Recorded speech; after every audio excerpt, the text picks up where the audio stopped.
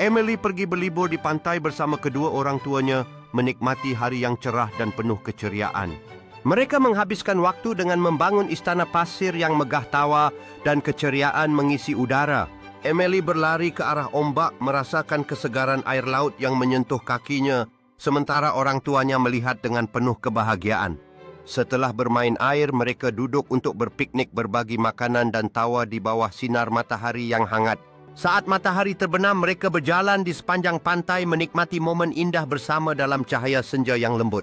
Malam tiba dan mereka berkumpul di sekitar api unggun, menikmati momen hangat dengan cerita dan makanan manis.